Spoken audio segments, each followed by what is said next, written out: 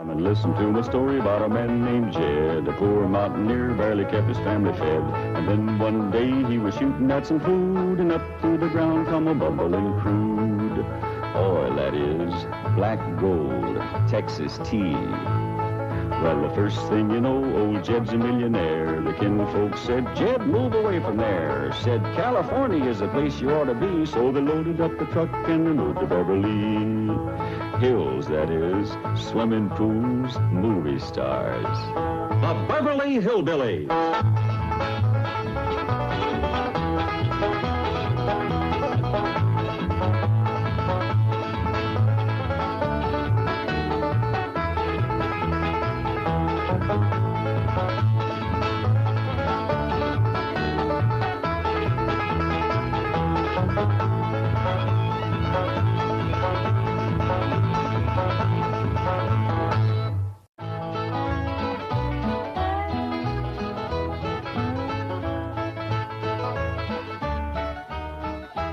You know something, Granny? I feel sorry for Mr. Drysdale.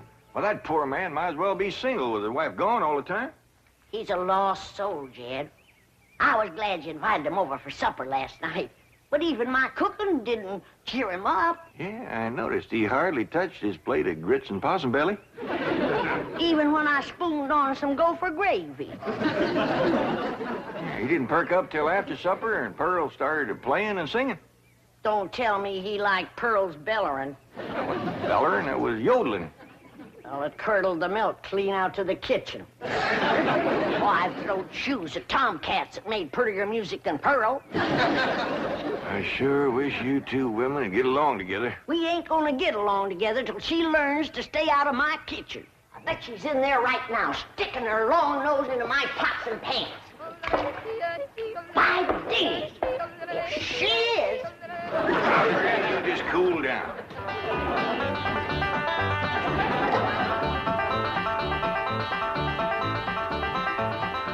I warned you to stay out of my kitchen. Oh, Jethro, save you more. Protect me from that wild woman. Hold her, Jethro, so I can paddle her. Granny, a thing like that could smart. I'll put me down, big overgrown put. Hey, what's going on here? Jethro, put your granny down. He was fixing to whomp Ma. I'll whop her. Here, Ma, now it's a fair fight. I don't want to whomp nobody. Well, then you tell Pearl the next time she sticks her nose in one of my pots, I'm gonna cook it. It is my bounden duty as a mother to supervise the victuals of my growing children. Don't tell me they is still growing. The Clampett side of the family has always been big, strong, strapping folks. It's your family that brought in the runts. Who you call a runt? I think she meant you, Granny. He's about as helpful as a high wind in a prairie fire. Come on, Pearl, you and me's gonna have a talk. Jethro, you stay here and help your granny cool down. Okay, Uncle Jed. Granny, would you rather I held you under the faucet here to cool off, or took you out to the cement pond and ducked you? Try either one, and I'll bash you flatter than a gander's arch. Now, Pearl. Cousin Jed, I know just what you're going to say. You're going to say, Pearl, stay out of the kitchen. You're going to say, that's Granny's kitchen, and it's none of your business. You're going to say, stay in your room where you belong. That's what you're going to say, ain't it? Ain't nothing like it at all. What I was going to say was, it seems to me that a handsome widow woman in the prime of life ought not to be hiding herself in the back part of the house, working over steaming pots and pans and dipping her panty-playing fingers into soapy water and hoarsening up her beautiful singing voice yelling at Granny. That's what I was going to say. Praise be. Why don't I keep my big mouth shut and just listen? You know, Pearl, you got the gift of making music. And I reckon there ain't nothing these city fellas likes better than that. Really, Jay? Yeah, remember last night when Mr. Drysdale was here and you was playing and singing and yodeling for him? Yeah. You brung that poor lonesome man a lot of happiness. Jed, you ain't agreeing in me, are you? I'll give you my word. Remember that song you sung, The Flowers That Bloom in the Spring, Tra-la? Yeah. Well, you had Mr. Drysdale believing it was spring. No. Yeah. While you was still singing, he went, flung open the window, stuck his head out, and started taking deep breaths, just like he was really smelling them flowers. Did he like my yodeling? Pearl, he liked to went wild. I reckon them city fellas don't get a chance to hear much yodeling. Because when you throwed your head back and cut loose, it really grabbed a hold of him. It did? He gripped the arms of his chair till his knuckles turned white. Then he commenced to rocking back and forth and moaning like he's under some kind of a spell. And his eyes commenced to circling in his head, and real tears run down his cheeks. Before you got done, he was limp as a dish rag. I had to help him to the door. Uncle Jed, I can't seem to do nothing to cool Granny off. Ain't no need to, Jethro. Your pretty, young, piano-playing ma has decided not to hide herself away out in the kitchen. That's a good idea, Ma, because Granny, she'd find you and whomp you. Well, we'll see about that. Well, you stay out here and practice playing and singing and yodeling. I'll take care of Granny. I wonder if I should have told Uncle Jed that Granny's waiting behind the door with a skillet to whomp the first person that sets foot in her kitchen. Reckon I should have. Jed, I'm sorry. I thought it was Pearl coming in. Granny, you done shortened me. I'll make a poultice for your head right away now, Jed. Right away. I'm telling you, Granny, you don't have to worry no more about Pearl coming in your kitchen. She's going to be spending her time getting herself a husband with her singing and yodeling. Jed, it ain't legal to torture a man into marrying you. You just don't realize the power Pearl's yodeling's got over men. Last night, Mr. Drysdale like to went wild. Pretty near drove me crazy, too. He loved it, Granny. I bet you he's got that yodeling ringing in his ears right now. I can still hear it. An unearthly screeching. Now, Chief, surely it wasn't that bad. Well, I can best describe it as the sound a woman might make if she were having her appendix removed without an anesthetic. Milton, darling. Margaret, I'm so glad to have you back, dear. What a cunning hat, dear. Is it you? Oh. Welcome home, Mrs. Drysdale. Thank you. Milford, I have the most marvelous news. I'm going to a help farm in Arizona. What? Some women were talking about it on the plane. It's terribly chic, quite expensive, and you don't need any willpower. They just force you to be healthy. The doctors are all deliciously mean. But, Margaret, you are healthy. Every doctor in the United States says you're healthy. But, dear, this is different.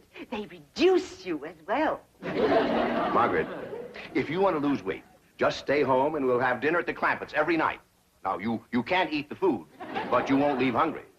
Because Cousin Pearl will yodel your appetite away. But, Milburn, it's so fashionable to go to a health farm. Oh, Margaret, please stay home and run the place for a while. You have plenty of servants. Yes, but we have no one to manage the place.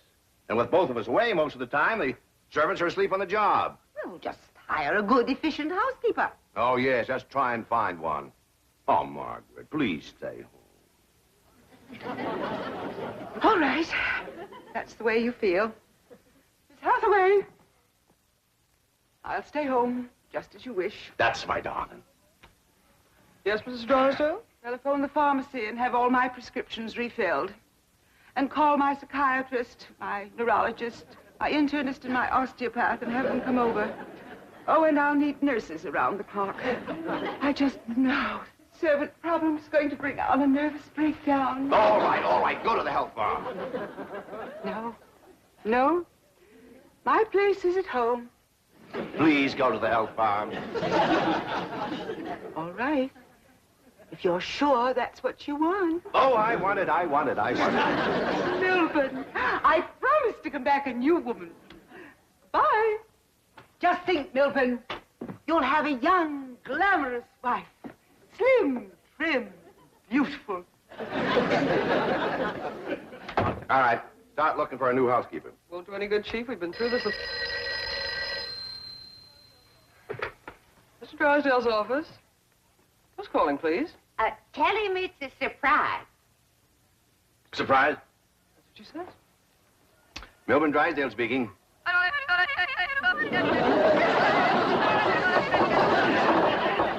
What in the world is that? That is Pearl Bodine yodeling. Now, when she comes up for air, tell her I was drafted. Chief, she might be the answer to your housekeeping problem. What? Be nice to her. I'll explain. Hello? Hello? Hello, Mrs. Bodine. How nice to hear your voice again. You saying? Mr. Clampett says that Pearl is such an industrious housekeeper that Granny is jealous. She might take over your house and hers and solve both your problems. What about that yodeling? I won't be there. And I defy any servants to sleep on the job with Pearl around. Hello? Hello, Mrs. Bodine. I wonder if I might come over and talk to you for a while. What, talk to me? Well, what about? Well, I think you may be just the woman I've been looking for.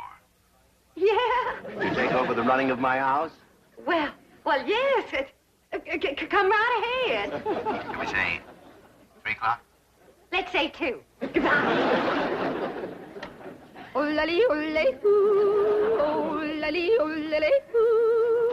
Will you stop that infernal caterwauling of yours? It might be infernal caterwauling to you, but it's pure catnip to me.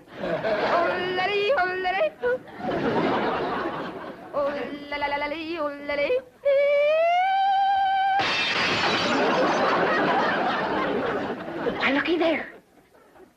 I hit such a perfect note, it busted the glass. It wasn't your voice that busted the glass. It was your face. We'll see who gets the last laugh when my sweetie comes. Sure is nice of you to share your soap with Miss Drysdale. Well, with my lye soap, she'll be happy to stay home and do her housework. Granny, most powerful batch of soap that you ever made. Just a breeze blowing it back on me on the way over here has got me crying. I make a big soap to do a big job.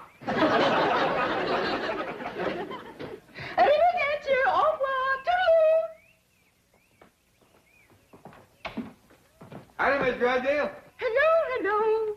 Goodbye. Where are you going? Melbourne is sending me to a help farm. Martin, are we loaded? Yes, ma'am. Well, let's fly. Just a minute, Miss Drysdale. Granny and me brung you something. Yeah, honey. Take a good whiff of this. How nice of you. Tell the gardener to spade it in around the rose bushes. Toodaloo. Oh, just a minute, ma'am. Granny and me'd like to talk to you. I haven't time. The sooner I go, the sooner Melbourne will have his new wife. Did you say new wife? Completely new. Young, glamorous, slim, trim, and beautiful. Oh, Martin, did we like my medicine? 16 bottles, Mrs. Drysdale. Good. Drive on. Toodaloo.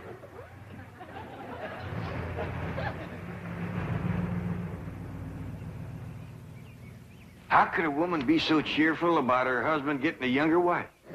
You heard her. She's loaded. Yeah, both of them. Sued to the gills. Who do you reckon is the woman that busted him up? Hard to tell, Granny. There's so many young, beautiful women out here. Yeah, probably one of them glamorous movie stars.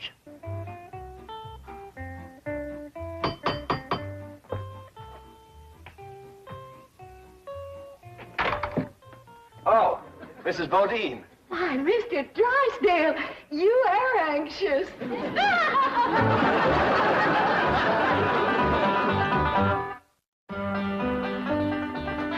I'd have had a little more notice, I'd have baked your sweet potato pie. It's one of my specialties. Oh. Won't you step down? Thank you. Here, I'll take your hat. Yes, sir, I just love to cook, and I love to sew, and I love to keep house. Yes, I've heard you're an exceptional housekeeper. But I ain't one of them fussy ones. No, sir, not me. I say a man's home is his castle, and it is the duty of a woman to make him comfortable. Oh. Here we go. Yes, sir. A man works hard all day, and when he gets home, he has a right to enjoy himself. Take off his shoes and relax and listen to some soothing music to calm his jangled nerves. Please, Mrs. Bodine, not like that. Mr. Drysdale, I gotta ask you to keep a grip on yourself. We're all alone in the house. If you want me to keep a grip on myself, I must ask you not to play or sing or yodel. I understand. Kind of makes you go all to pieces.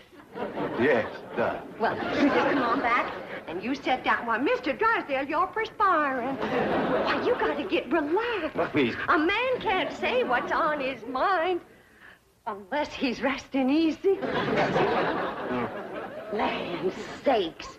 And with that tie and collar a choking you, it's a wonder you can talk at all. Oh, Mrs. Bodine, I'll be all right. Really, I will. Mr. Drysdale, you got a hole in your stocking. Oh, it's nothing to be ashamed of. When a man ain't got a woman around to care for him, them things is bound to happen. I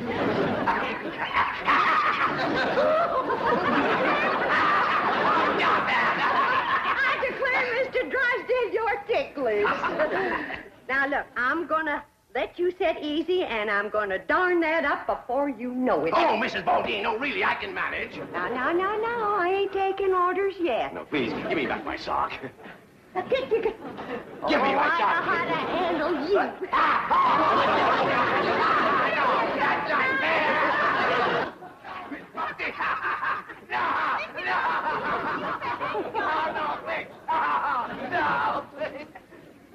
No, Mr. Bucky! No! Mr. Drysdale. I reckon Pearl is a young, beautiful woman that busted up his marriage. What? It's been her singing and yodeling that drove him to it. Mr. Drysdale. Mr. Clappett, it was just, your cousin and I were... Oh, no, we weren't. Jethro, leave the room. Leave the house. Did you have to come back right now? We was just going great. Pearl, what's the matter with you? Man crazy, always was. Mr. Drysdale, get yourself decent. I'll be back to talk to you.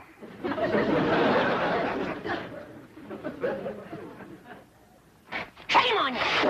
You too, Pearl, you homewrecker. I don't know what you're talking about. You told me that Mr. Drysdale was crazy about my yodeling, so I called him at the bank, and I yodeled, and he come a-running over here to see me. You done yodeled your way twixt Mr. Drysdale and his wife. Wife, I didn't know he had a wife. Well, he has. The sweetest, kindest, nicest, drunkenest woman you ever saw. You done sent her to the farm. Put her out to pasture so he can marry you. You seen her leave? Oh, she knows about you, Pearl. Said her husband was going to get a new wife. Young, glamorous, slim, beautiful. Jed, that can't be Pearl. You're forgetting what a powerful spell her voice throws on a man. Now, Pearl, I'm going back in there and try to talk some sense to Mr. Drysdale. Whatever you do, don't yodel.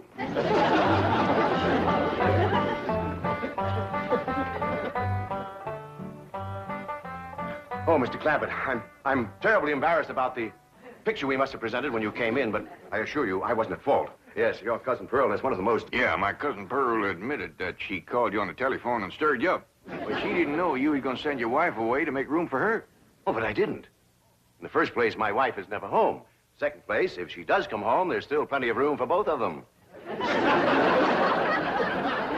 Mr. Drysdale, I hear tell that you folks out here behaves mighty different than we's used to. I know you're carrying a heavy load on account of your wife. But I just can't let my cousin Pearl get mixed up in any kind of goings-on like that. Well, then, if I can't have Pearl, can I have Granny?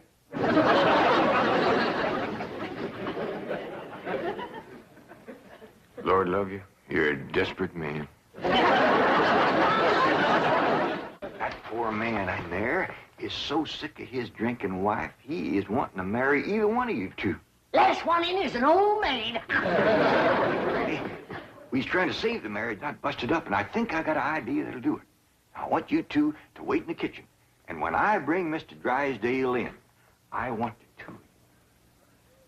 Yes, sir, Mr. Drysdale. Both them fine, hard-working, good-cooking, housekeeping women is in the kitchen there. All you have to do is go in there and take your pick. Oh, this is marvelous of you.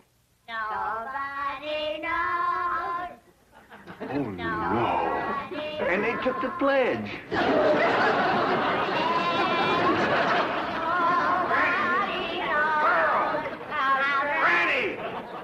Well, look who's here. It's old Jed himself. And there's Beverly, baby.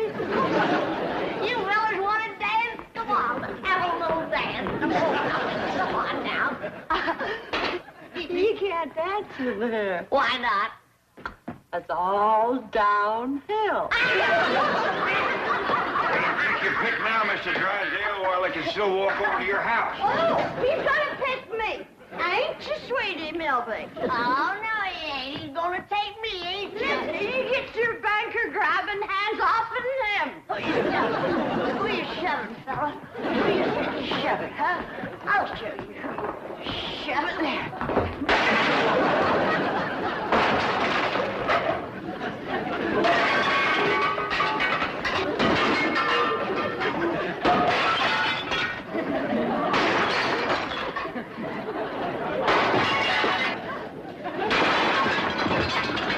How about taking both of them, Mr. Drysdale? No, thanks. You done it, girl. Bless you both. Pearl, you were just great. So was you, Granny, darling. Together, you saved that man's home and you saved his marriage. Now, don't it give you a good feeling? Yeah. Well, I'm kind of winded. I think I'll go upstairs and rest. Call me when lunch is ready, Granny. Oh, now, just a minute, Pearl, honey. We got a lot of mess to clean up here. Granny, darling, you give me strict orders to stay out of your kitchen. Remember? Why, you low down, no good. Here we go again.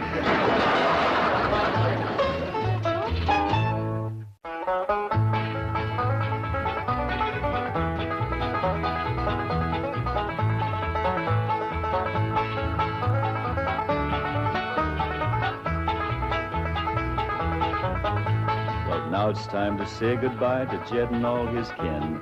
They would like to thank you folks for kindly dropping in. You're all invited back next week to this locality to have a heaping helping of their hospitality. Hillbilly, that is. Set a spell. Take your shoes off. Y'all come back now, dear.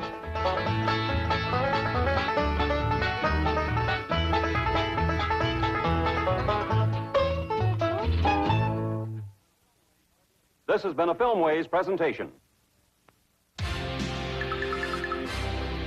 Viacom.